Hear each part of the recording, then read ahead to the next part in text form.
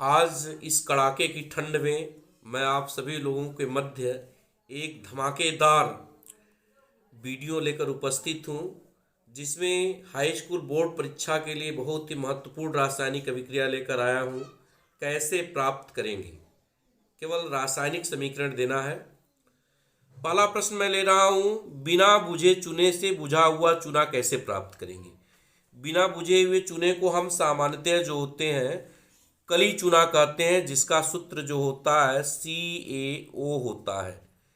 तो बिना बुझा चूना मतलब कली चूने का अगर हम जल अपघटन करा दें, जल अपघटन किसके साथ कराएंगे? H2O के साथ कराएंगे। तो जल अपघटन के फलस्वरूप हमको क्या प्राप्त हो जाएगा? CaOH ट्वाइस प्राप्त हो जाएगा, जिसे हम सामान्यतः जो होते हैं बुझे चूने के नाम से जानते हैं।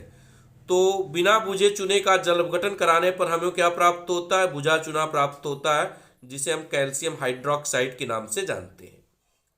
दूसरा प्रश्न है, तनु H2SO4 दानेदार जिंक से अभिक्रिया करता है। तनु H2SO4 दानेदार जिंक से अभिक्रिया करता है। तो जिंक का सूत्र जो होता है Zn होता है। इसकी अभिक्रिया जो होते हैं हम किसके साथ करा रहे हैं? H2SO4 के साथ करा रहे हैं, सल्फ्यूरिक अम्ल के साथ करा रहे हैं। तो सल्फ्यूरिक अम्ल के साथ अभिक्रिया कराने के फलस्वरूप हमको क्या प्राप्त हो जाएगा?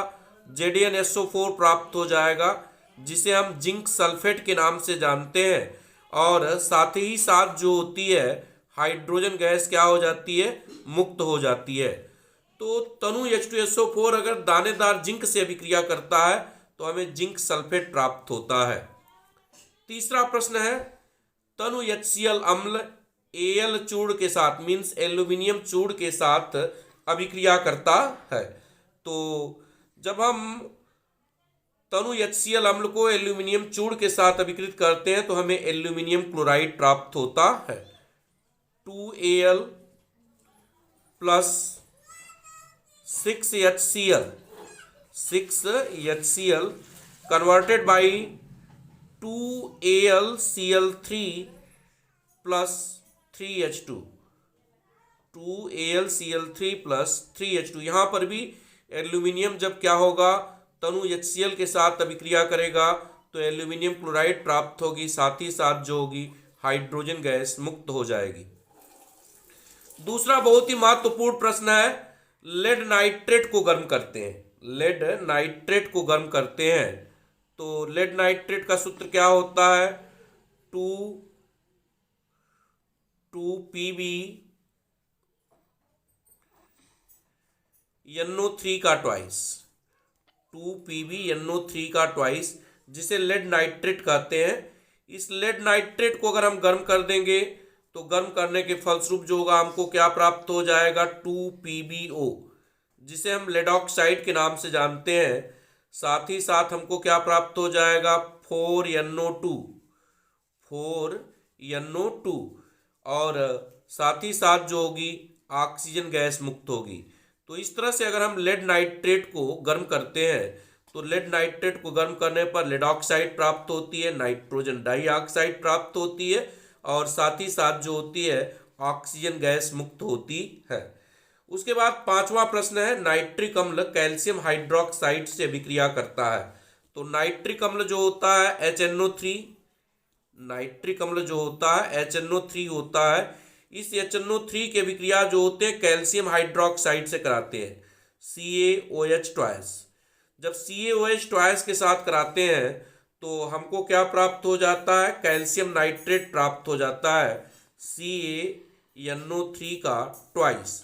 यहाँ पर हम नाइट्रिक अम्ल का 2 अणु लेंगे, हमको क्या प्राप्त हो जाएगा? कैल्शियम नाइट्रेट प्राप्त हो जाएगा, और साथ ही साथ जो होगा हमको क्या प्राप्त होगा? जल प्राप्त होगा, जल का 2 अणु प्राप्त होगा।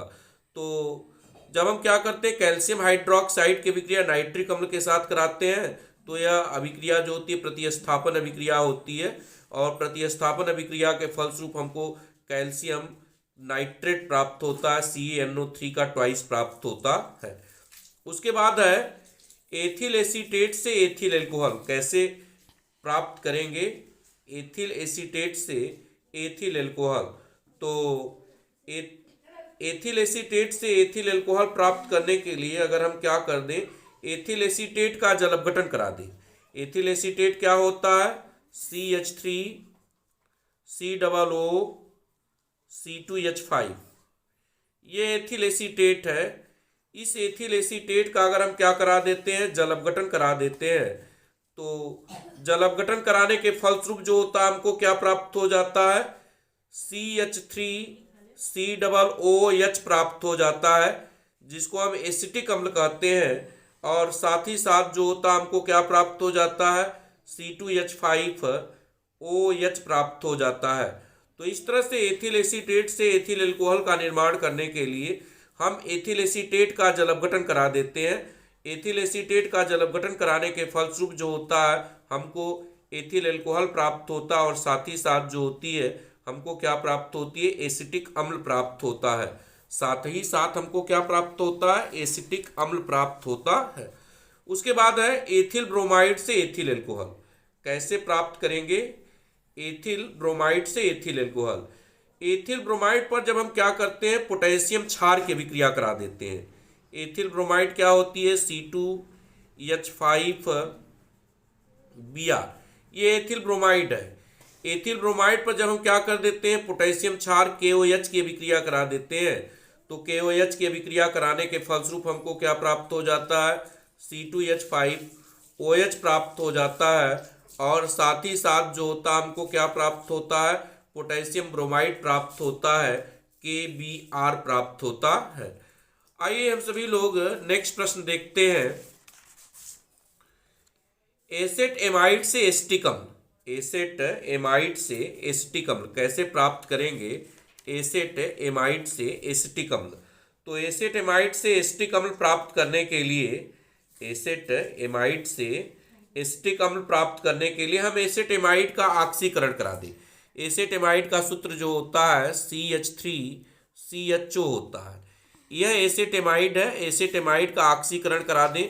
ऑक्सीकरण की प्रक्रिया जो होती है नवजात ऑक्सीजन के सापेक्ष होती है, और इसके फलस्वरूप हमको क्या प्राप्त हो जाएगा, CH3COOH, जिसको हम एसिटिक अम्ल के नाम से क्या करते हैं, जानते हैं। एसेटेल्डिहाइड से एसिटिक अम्ल प्राप्त करने के लिए हम एसेटेमाइड का ऑक्सीकरण करा देते हैं। एसेटेमाइड का ऑक्सीकरण कराने के फलस्वरूप जो होता है हमको एसिटिक अम्ल प्राप्त होता है। उसके बाद है, बहुत ही इंपॉर्टेंट है, मोस्ट इंपॉर्टेंट है यह प्रश्न जो है आपकी बोर्ड की परीक्षा में श्योर एंड सर्टेन आता है। एथिल अल्कोहल से die ethyl ether, ethyl alcohol से डाई एथिल ईथर, यह डाई एथिल ईथर के निर्माण की जो होती है बहुत ही महत्वपूर्ण विधि होती है। तो एथिल अल्कोहल से डाई एथिल ईथर का निर्माण करने के लिए हम क्या करते हैं, C2H5OH, ये एथिल अल्कोहल है। एथिल अल्कोहल की अभिक्रिया जो होते हैं सांद्र H2SO4 के साथ करा देते हैं। तो जब हम सांद्र H2SO4 के साथ कराते हैं तो हमको क्या प्राप्त हो जाता है, एथिल हाइड्रोजन सल्फेट प्राप्त हो जाता है, C2H5HSO4 प्राप्त हो जाता है, जिसे हम एथिल हाइड्रोजन सल्फेट के नाम से जानते हैं। और साथ ही साथ जो होता है हमको जल प्राप्त होता है। इस एथिल हाइड्रोजन सल्फेट की 140 डिग्री सेल्सियस पर जब हम अभिक्रिया कराते हैं, इस एथिल हाइड्रोजन सल्फेट की C2H5HSO4 की अगर हम क्या करते हैं, पुनः एथिल अल्कोहल की अधिकता में, पुनः एथिल अल्कोहल की अधिकता में C2H5OH, एथिल अल्कोहल की अधिकता में जब हम 140 डिग्री सेल्सियस ताप पर इसको हम गर्म करते हैं, तो गर्म करने के फलस्वरूप हमको क्या प्राप्त हो जाता है, C2H5 सिंगल बॉन्ड C2H5, जिसे हम डाई एथिल ईथर के नाम से जानते हैं। और यहाँ पर पुनः H2SO4 जो होता है पृथक हो जाता है। यह H2SO4 वास्तव में डाई एथिल ईथर के निर्माण में उत्प्रेरक की भूमिका में होता है। अब आइए हम लोग देखते हैं एथिल अल्कोहल से क्लोरोफॉर्म कैसे प्राप्त करेंगे। यह अभिक्रिया जो होती है हेलोफॉर्म रिएक्शन के नाम से जानी जाती है, जो कि काफ़ी इंपॉर्टेंट है, यह मोस्ट इंपॉर्टेंट है। तो आइए हम सभी लोग देखते हैं कि एथिल अल्कोहल से क्लोरोफॉर्म कैसे प्राप्त करते हैं। यह अभिक्रिया जो होती है हैलोफॉर्म अभिक्रिया के नाम से क्या की जाती है, जानी जाती है।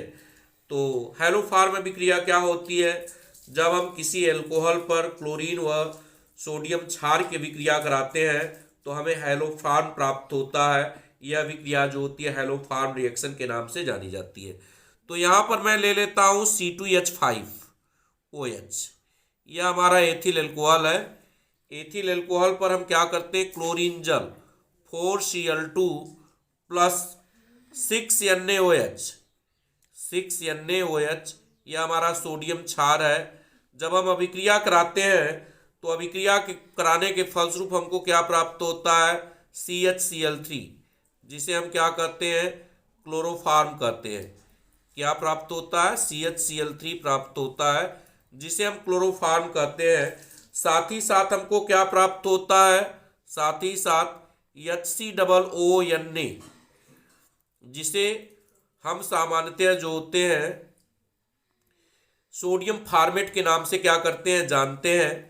और हमको क्या प्राप्त होता है, NaCl प्राप्त होता है। NaCl के 5 क्रिस्टल प्राप्त होते हैं और साथ ही साथ जो होता है जल का 5 अणु प्राप्त होता है। यह अभिक्रिया जो होती है हैलोफॉर्म अभिक्रिया के नाम से जानी जाती है। तो एथिल अल्कोहल से क्लोरोफॉर्म का निर्माण करने के लिए हम एथिल अल्कोहल पर क्लोरीन जल व सोडियम क्षार की अभिक्रिया कराते हैं, जिसे हमें क्लोरोफॉर्म प्राप्त होता है। इस अभिक्रिया को हम हैलोफॉर्म अभिक्रिया के नाम से जानते हैं। उसके बाद है एथिल एसीटेट से एसिटिक अम्ल कैसे प्राप्त करेंगे।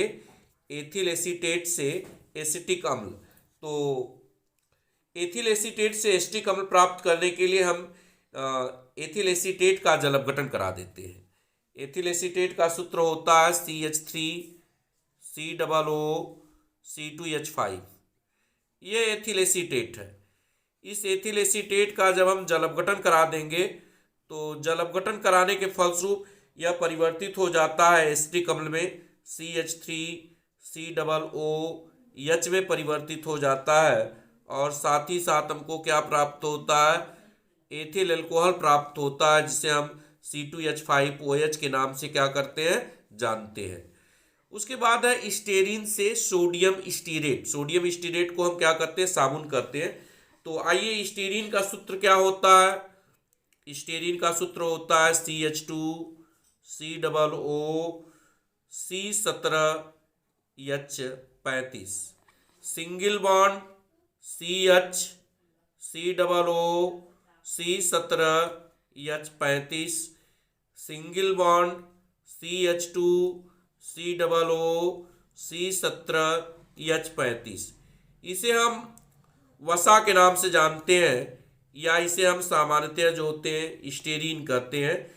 इसकी अभिक्रिया जब हम क्या करते हैं, सोडियम हाइड्रोक्साइड के साथ कराते हैं 3NaOH, तो अभिक्रिया कराने के फलस्वरूप हमको क्या प्राप्त हो जाता है, 3C17H35COONA, जिसे हम सोडियम स्टीरेट कहते हैं, या इसे हम सामान्यतः जो होते हैं साबुन के नाम से जानते हैं।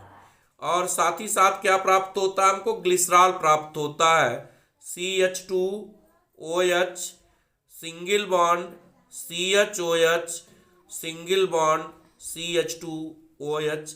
इसे हम किसके नाम से जानते हैं, ग्लिसरॉल के नाम से जानते हैं। यह ग्लिसरॉल है।